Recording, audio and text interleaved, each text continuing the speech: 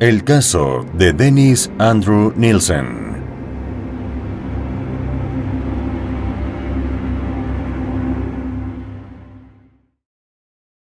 Hola a todos. 3 veces por semana en este canal te traeremos los crímenes que han impactado a todo el mundo, desde desapariciones hasta los más terribles asesinatos. Injusticia, impunidad, corrupción y las más duras sentencias serán los acompañamientos de estas historias.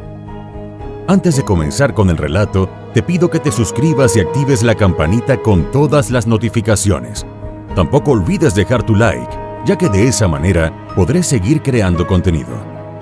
Sin nada más que decir, analicemos juntos todos los detalles de esta historia criminal. El 23 de noviembre de 1945, en la ciudad de Fraserburgh, el puerto pesquero más activo de Escocia, nació Dennis Andrew Nielsen. Fue el segundo hijo de Elizabeth White y Olaf Magnus Moxheim. Olaf, de origen noruego, había viajado a Escocia 5 años antes, como parte de las Fuerzas Libres de Noruega tras la ocupación alemana. Una vez instalado en tierras escocesas, adoptó el apellido Nielsen. A Dennis le precedió el primogénito Olaf Jr. Más tarde se sumó la única niña de la familia, a quien llamaron Sylvia. Sin embargo, aquel matrimonio enfrentaba más desavenencias que armonía. En líneas generales, poco y nada le interesaban al patriarca los asuntos hogareños, ya que en realidad toda su energía estaba siempre dirigida hacia sus deberes militares. Tras idas y vueltas en busca de una paz hogareña que nunca llegó, en 1948 la pareja se divorció. Al quedarse sola, al cuidado de sus 3 pequeños, Elizabeth contó con el apoyo de sus padres, Andrew y Lily White. Ellos, que nunca habían aprobado la relación con Olaf, estaban complacidos de poder dedicarse de lleno a sus labores de abuelos. Y en ese sentido, Dennis fue el nieto más afortunado. Descrito como un niño tranquilo pero aventurero, durante aquella época, Dennis gozó de largos paseos por el campo, llevados en hombros de su abuelo Andrew. A lo largo del puerto, a través de la amplia franja de playa y hasta las dunas de arena, el chico iba dichoso en compañía de su gran héroe y protector. Una dicha que duraba hasta que el abuelo debía marcharse durante días a cumplir con sus faenas de pescador en el mar. Y esas ausencias suyas eran vividas por el nieto como un gran vacío. El 31 de octubre de 1951, mientras pescaba en el Mar del Norte, Andrew murió de un ataque cardíaco. Al momento del velatorio, mientras lo contemplaba en el ataúd abierto, la dolorida madre le dijo a Dennis que su héroe se había ido a un lugar mejor. Ese recuerdo nunca lo abandonó. En lo sucesivo, se volvió más tranquilo y retraído. También se le hizo costumbre contemplar a solas los barcos de arenque. En casa, rara vez participaba en actividades familiares y era renuente a recibir muestras de afecto. Además, consideraba injusta la atención que su madre, su abuela y más tarde su padrastro mostraban hacia Olaf Jr. y Sylvia. No obstante, en las pocas ocasiones en las que decidía jugar, lo hacía con Sylvia, pues era su hermana a quien le profesaba mayor cariño. Ya en la adolescencia, Dennis encontró cada vez más sofocante la cotidianidad local. Así, a los 14 años, se unió a la Fuerza de Cadetes del Ejército. Allí su expediente académico estuvo por encima del promedio, destacando sobre todo en las áreas de historia y arte. Tras egresar en 1961, mientras consideraba qué carrera profesional seguir, trabajó brevemente en una fábrica de conservas. Y entonces supo cuál era su vocación. Se enroló en el ejército con la intención de formarse como chef. Además de sobresalir en el cuerpo de catering, la experiencia le dio una enorme dicha a Dennis. En tanto, su verdadera orientación sexual comenzó a despertar, pero él la mantuvo bien oculta a sus colegas. Por ejemplo, tomaba la precaución de no ducharse en compañía de otros soldados, evitando así cualquier tipo de evidencia acerca de la atracción física que podían despertar en él. A mediados de 1964, fue asignado oficialmente al primer batallón de fusileros reales en Osnabrück, en Alemania. Entonces, para aliviar su timidez, se refugió en el alcohol. A la par, emergieron en Dennis ciertas fantasías íntimas que involucraban a otro chico, casi siempre en estado inconsciente. Tras un breve periodo en el que sirvió como cocinero para el ejército británico en Noruega, en 1967 se le destinó al estado de Adén, que en la actualidad es parte de Yemen.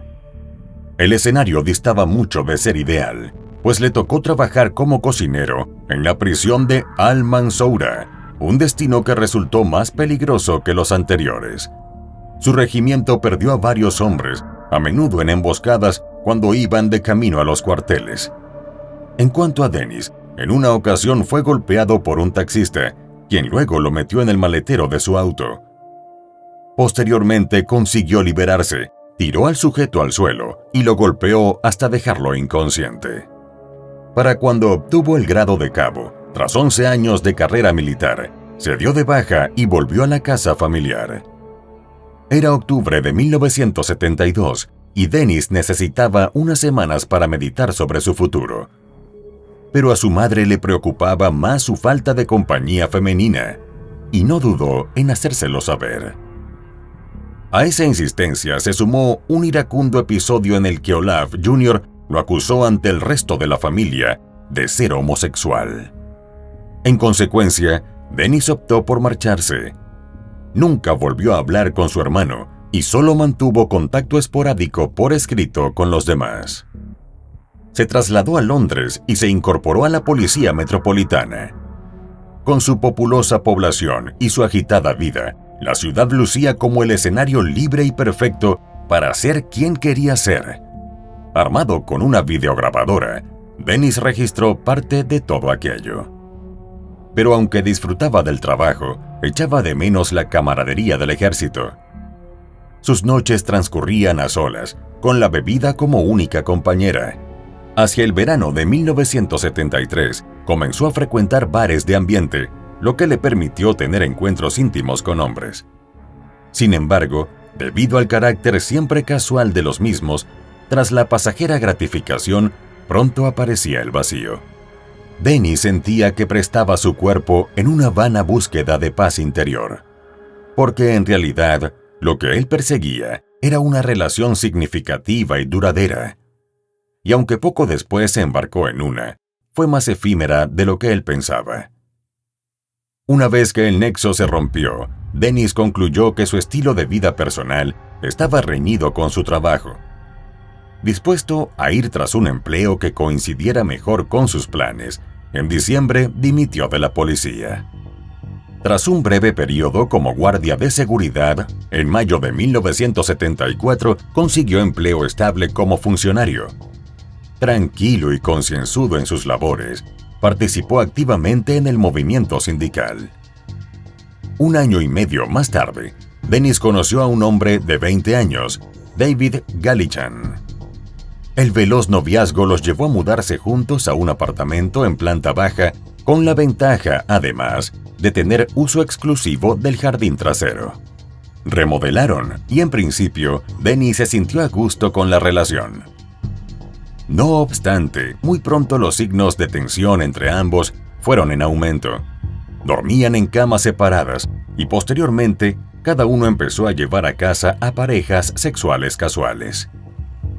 También hubo peleas que, si bien no pasaron de violencia verbal, terminaron por minar el vínculo hasta que finalmente se separaron. De vuelta a aquella soledad, que también conocía desde su infancia, el historial de asistencia laboral de Dennis se resintió. En contraste, con frecuencia se ofrecía como voluntario para trabajar horas extras, algo que les hizo sospechar a sus colegas que era una especie de solitario, y estaban en lo cierto. Aunque durante varios meses trató de relacionarse con diversos jóvenes, ninguno de esos vínculos prosperó. Y eso no fue lo peor. Durante esa búsqueda de un compañero ideal, no encontró a nadie que tuviera intención de vivir con él. En consecuencia, A fines de 1978, Dennis estaba convencido de que no era apto para vivir con nadie. Entre discos y alcohol, sus noches transcurrían dolorosamente. El 29 de diciembre, Dennis arrancó con la bebida desde temprano. Llegada la noche, decidió que no podía permanecer ni un segundo más dentro de aquellas 4 paredes. Estando tan cerca del fin de año, le urgía tener compañía. Fue entonces cuando la línea de su vida se cruzó con la de un adolescente llamado Stephen Dean Holmes. Originario de Irlanda, Stephen, de 14 años, regresaba a casa aquella noche después de asistir a un concierto de rock. Cuando se cruzaron en la calle, Dennis notó que Stephen había fracasado en su intento por comprar alcohol. De tal modo, ofrecerle bebidas y un rato agradable en su casa resultó la excusa perfecta. Bebieron mucho antes de quedarse dormidos. Al despertar, a la mañana siguiente, Dennis encontró a Stephen durmiendo a su lado, en su cama, y tuvo miedo de que se despertara, porque eso equivalía a arriesgarse a perder su compañía. Así que lo acarició despacio un buen rato, sin darle chance a salir del sueño. En su mente decidió que se quedaría con él durante el año nuevo, lo quisiera o no. Entonces, valiéndose de una corbata, apretó tanto que impidió que Stephen pudiera respirar. Cuando ya el chico estaba inconsciente, lo sumergió en un balde de agua. Posteriormente, lo sepultó debajo de la vivienda. Había comenzado un camino macabro y la posesión de un nuevo tipo de compañero de domicilio. Durante 7 meses, de vez en cuando usó el cuerpo sin vida de Stephen como compañía, hasta que finalmente decidió arrojarlo a una hoguera. El 3 de diciembre de 1979, se cruzó en un bar con Kenneth James Ockenden, un estudiante canadiense de 23 años que estaba de gira por el Reino Unido. Con la excusa de mostrarle la ciudad, logró convencerlo para ir luego a su apartamento a comer y beber algo. Pero una vez allí, mientras Kenneth escuchaba un disco, Dennis le arrebató la vida. En esta ocasión, el cable de los auriculares le sirvió de arma letal. Al día siguiente, compró una cámara instantánea Polaroid y fotografió el cuerpo del joven en posiciones sugerentes.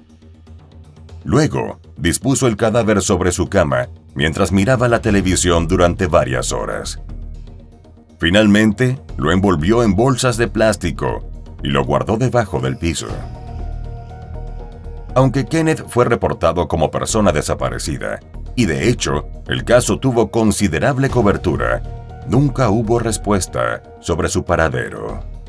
En su guarida, cada cierto tiempo, Dennis desenterraba el cuerpo de Kenneth y lo sentaba en su sillón junto a él mientras miraba televisión y bebía. A inicios de mayo de 1989, Martin Brandon Duffy, un estudiante de restauración de 16 años, procedente de Birkenhead, decidió hacer autostop hasta Londres sin el consentimiento de sus padres. El 13 de ese mes, el adolescente fue interrogado por la policía de transporte británica por no pagar su billete de tren. A partir de ese momento, Martin durmió durante 4 días a la intemperie cerca de la estación de tren de Euston. El 17 de mayo, Dennis se encontró con él cuando regresaba de una conferencia sindical. Exhausto y hambriento, el chico aceptó feliz su oferta de comer y pasar la noche en su casa. Una vez que se durmió en su cama, Dennis sujetó su cuello con fuerza desmedida. Acto seguido, sumergió su cabeza en el fregadero de la cocina. Ya con el cuerpo sin vida, procedió a darse un baño en su compañía. Y justo en ese instante, se maravilló ante la juventud y la lozanía de Martin. Transcurridos 2 días, lo sepultó debajo de la vivienda. Desde entonces se desató en él una ansia casi incontrolable, de modo que en los meses siguientes sumó a su lista otras 5 víctimas. No obstante, solo una de ellas ha sido identificada: William David Sutherland, de 26 años y nacido en Edimburgo. Inevitablemente, Los cuerpos acumulados debajo de las tablas del piso atrajeron insectos y crearon un olor desagradable, sobre todo durante los meses de verano. Dennis colocó desodorantes y roció insecticida con regularidad, pero el olor a descomposición persistió, así como la presencia de moscas y otros bichos. Pero ni siquiera el aire irrespirable y la insalubridad lo hicieron desistir de sus macabras prácticas. Nacido en Sheffield y huérfano, Malcolm Stanley Barlow era un joven epiléptico de 23 años que había pasado gran parte de su vida en residencias de ancianos. El 18 de septiembre de 1980 fue a casa de Dennis para agradecerle por haberle proporcionado atención médica el día anterior. Y nunca más pudo salir. Dennis guardó su cuerpo en un armario. A la fecha, no había más espacio debajo del suelo. Para fines de año, Dennis extrajo y segmentó los cuerpos de cada víctima y los quemó en una hoguera construida en un terreno baldío detrás de su apartamento. Para disimular el olor a carne quemada, coronó la hoguera con un neumático viejo. Al año siguiente se mudó a otro inmueble. Dado que se trataba de un ático, no podía guardar ningún cuerpo debajo del suelo. Tampoco tenía la ventaja del acceso al jardín. Pero aunque las condiciones para sus extrañas prácticas no eran ideales, el perpetrador siguió cegando vidas. En marzo de 1982, se topó con John Peter Howlett, de 23 años. Tras convencerlo de ir hasta su domicilio, le quitó la vida. Luego lo seccionó. Para deshacerse del cuerpo, arrojó porciones de carne y órganos internos al inodoro. En cuanto a los huesos grandes, los dejó junto a la basura. En una noche de mayo, Dennis se cruzó en un bar con Carl Stotor, un hombre de 21 años. La charla pronto le permitió descubrir que estaba deprimido por una relación fallida. Después de brindarle algo de alcohol, lo invitó a su apartamento. Una vez allí, Carl bebió más y se durmió sobre un saco de dormir abierto. En esta oportunidad, Dennis actuó de una manera diferente y solo oprimió el cuello de su invitado por un rato, hasta dejarlo inconsciente. En los 2 días posteriores, Carl recobró y perdió el conocimiento por ráfagas. Cuando recuperó las fuerzas suficientes para preguntarle a Dennis sobre lo sucedido, él le dio una explicación bastante vaga. Luego, lo llevó a una estación de tren cercana y se despidió. Carl no sabía que era el único sobreviviente entre los muchos acompañantes que pasaron por la vivienda del macabro anfitrión. Took me back to his place. He was a nice guy. He didn't have murderer tattooed across his face or anything like that. He was nice. And I slept with him. Pese a su verdadera naturaleza, en todo ese tiempo, nadie en su entorno laboral vio ningún indicio extraño en Dennis. De hecho, tan notable era su capacidad para parecer un tipo común y corriente, que terminó recibiendo un ascenso a director ejecutivo, y en junio de 1982 fue transferido a otro centro de trabajo al noroeste de Londres. 3 meses más tarde, se topó con Archibald Graham Allen, un padre de 27 años a quien abordó cuando intentaba tomar un taxi y él aceptó su oferta de acompañarlo a su casa a comer. Pero mientras Archibald degustaba la cena, sin tener una mínima sospecha sobre lo que le esperaba, Dennis actuó como ya era costumbre. Su cuerpo estuvo retenido en su bañera durante 3 días antes de ser reducido a piezas pequeñas. Stephen Neil Sinclair tenía 20 años y era adicto a la heroína. Además, padecía el hábito de autolesionarse. El 26 de enero de 1983, tras cruzárselo en la calle, Dennis le compró una hamburguesa y luego le sugirió que lo acompañara a su vivienda. Stephen consumió alcohol, se inyectó y Dennis le puso punto final a su existencia. La cabeza, la parte superior del torso y los brazos fueron dispuestos en la cómoda de té del salón. En tanto, la parte inferior del torso y las piernas las guardó debajo de la bañera. El 3 de febrero de 1983, los ocupantes del edificio tuvieron problemas masivos porque los lavabos de todos estaban atascados. No era la primera vez. Otras averías similares ya habían derrotado con anterioridad a un fontanero local.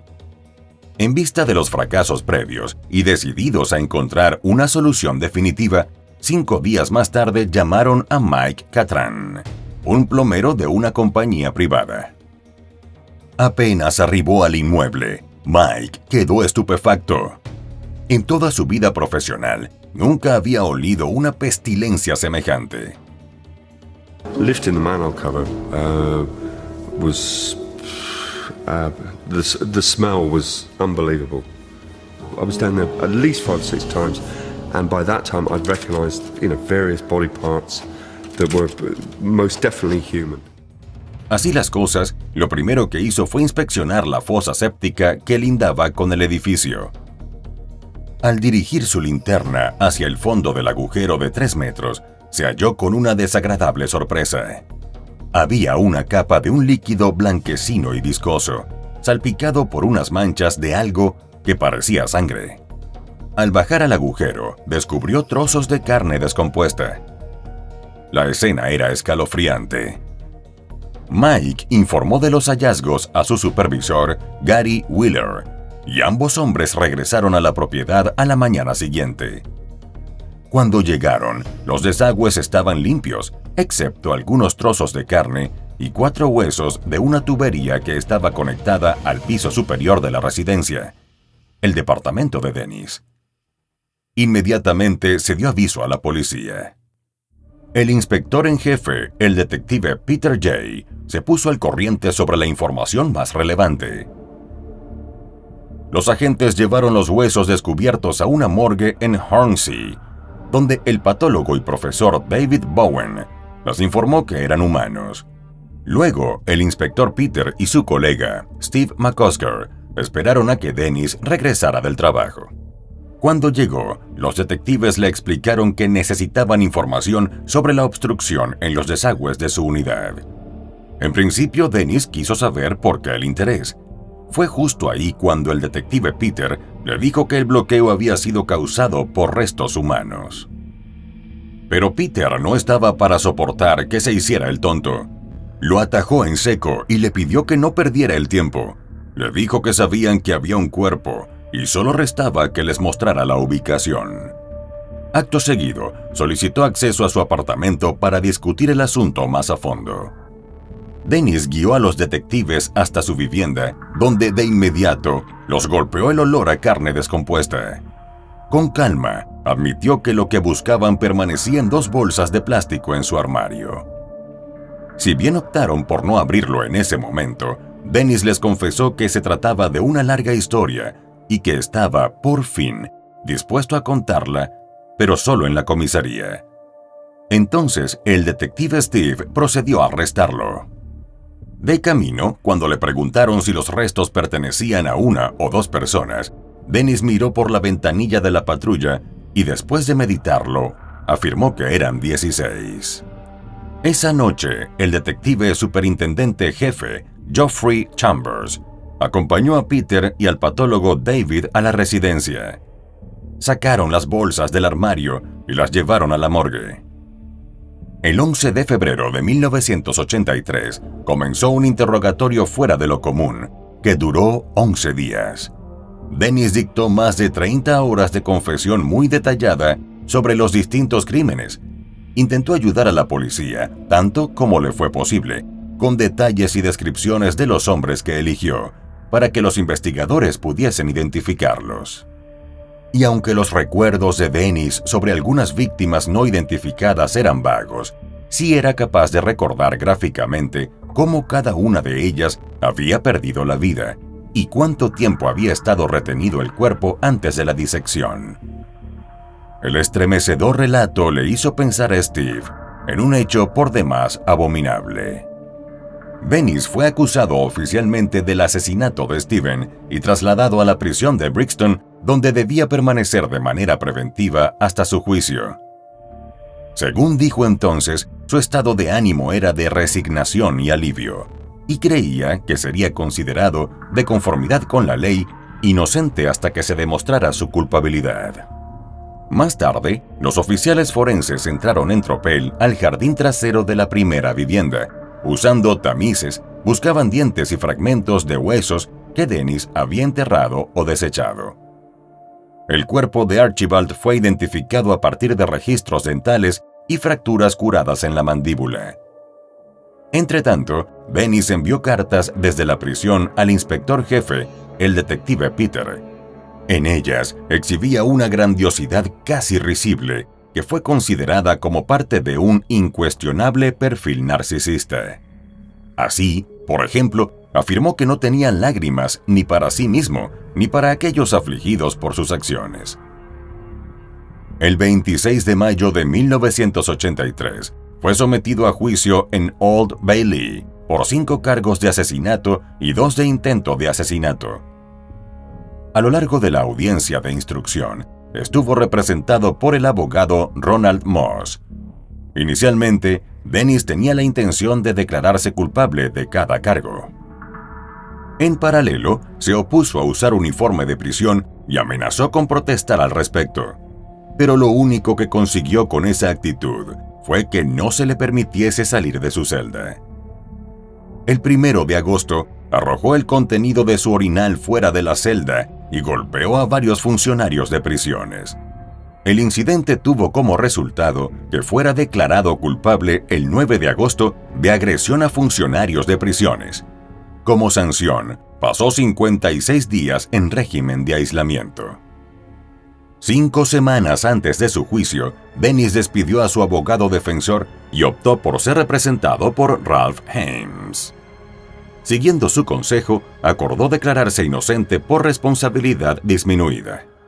El juicio tuvo lugar el 24 de octubre de 1983. Para entonces, se había añadido otro cargo más de asesinato y 2 de intento de asesinato. Cuando el hombre se declaró inocente debido a una responsabilidad disminuida, los psiquiatras de la corona y la defensa tuvieron que debatir si sus acciones habían sido frías y calculadas, o si por el contrario, padecía de una enfermedad mental que impedía que fuera considerado responsable de sus crímenes. El doctor Patrick Galway, citado por la defensa, dijo que el trastorno de personalidad de Dennis era tan abrumador que, en suma, era un hombre ahogado en sus propias pesadillas. Por parte de la fiscalía, el experto citado fue el doctor Paul Bowden, quien admitió que estrangular a las personas no era un comportamiento normal, pero dijo que al entrevistar a Dennis no encontró evidencia de que tuviera un trastorno de personalidad grave. Según su criterio, él era muy consciente de lo que estaba haciendo. En el tribunal número 1 de Old Bailey, durante el primer día de su juicio, Dennis tenía exactamente el mismo aspecto de siempre. Un funcionario subalterno elegantemente vestido, habitante de los suburbios de Londres y dueño de un perro. Fue descrito como un hombre que cualquiera podría ver en la fila del autobús o en la oficina de correos, sin prestarle demasiada atención y mucho menos sentir temor ante su presencia. Pasaba desapercibido. Era un hombre sin rostro entre la multitud, con grandes anteojos de montura metálica, chaqueta deportiva, pantalones y corbata. Este último accesorio adquirió matices siniestros más adelante, cuando se reveló que era su arma homicida favorita. Durante la segunda jornada del proceso, Carr, el sobreviviente, subió al estrado. Mientras contaba lo sucedido en mayo de 1982, cuando Dennis intentó estrangularlo y ahogarlo, la voz de Carr frecuentemente temblaba de emoción. En varias ocasiones, el juez tuvo que darle tiempo para recuperar la compostura. A medida que transcurrían los días del juicio, Dennis escuchaba atento, pero desapasionadamente, mientras la parte acusadora, así como los testigos y expertos, exponían ante el jurado la enormidad de sus delitos contra la vida. Él no se inmutaba y parecía casi como si hubieran sido cometidos por otra persona. Por su parte, Peter narró las circunstancias del arresto y las posteriores confesiones tranquilas y prácticas ofrecidas por Dennis. Asimismo, leyó ante el tribunal varias declaraciones ofrecidas voluntariamente por él, muchas de las cuales ofrecían un perfil opuesto al que la defensa quería que todos vieran. Posteriormente, el detective Geoffrey recitó la confesión formal de Dennis. Este testimonio incluía descripciones gráficas de los actos rituales y sexuales que llevó a cabo con los cuerpos de sus víctimas, sus diversos métodos de almacenamiento de cadáveres, la segmentación y la eliminación. Particularmente desagradables fueron las referencias a todos esos aspectos, incluidos los relacionados con la descomposición. Varios miembros del jurado estuvieron visiblemente conmocionados con semejante narración. Otros miraban a Dennis con expresión de incredulidad en el rostro. Tras los argumentos finales, tanto de la acusación como de la defensa, los miembros del jurado se retiraron para considerar su veredicto el 3 de noviembre de 1983. Al día siguiente, regresaron con un veredicto unánime de culpabilidad por 6 cargos de asesinato y 1 de intento de asesinato. El juez David Johnson condenó a Dennis Andrew Nielsen a cadena perpetua con la recomendación de que cumpliera un mínimo de 25 años de prisión. Ya tras las rejas, tras ser catalogado como prisionero de categoría A, se le asignó su propia celda y podía mezclarse libremente con otros reclusos. No presentó recurso de apelación, aceptando que el argumento de la corona era esencialmente correcto. En septiembre de 1992, como parte de una serie televisiva de perfiles de delincuentes, Dennis concedió una entrevista. Pese a que el Ministerio del Interior intentó prohibir la transmisión por vías legales, en enero de 1993 el diálogo fue transmitido en su totalidad. Y lo que se reveló fue escalofriante, incluso más allá de todo lo dicho durante el juicio. La pena mínima que había recibido fue sustituida por una condena a cadena perpetua por el ministro del Interior Michael Howard en diciembre de 1994. Este fallo garantizó que Dennis nunca saldría de prisión, castigo que aceptó.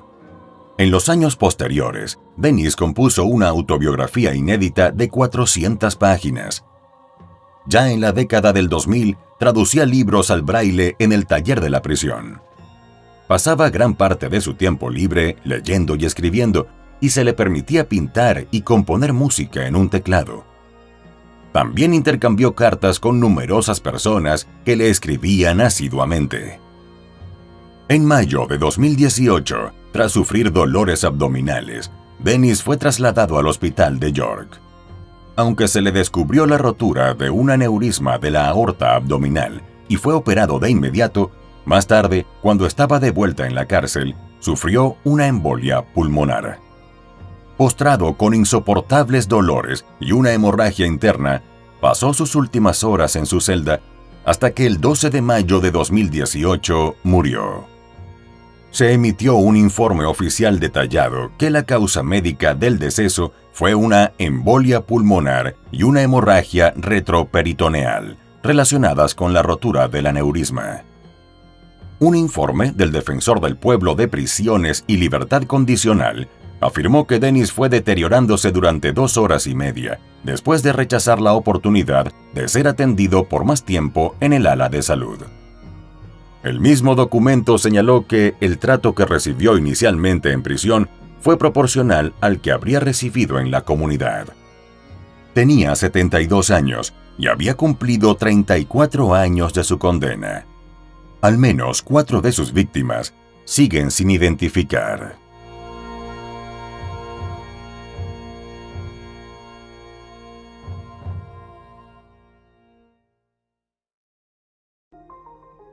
Y bueno, querido espectador, aquí termina la historia criminal del día de hoy. Me interesaría mucho saber tu opinión, así que te pido que la dejes en los comentarios del video, siempre con respeto a la víctima y su familia. Podemos debatir, pero siempre con el respeto que todos merecemos. De nuevo te recuerdo que te suscribas y dejes un like para dejarme saber que mi trabajo es de tu agrado. Buenas noches. Hasta la próxima historia criminal.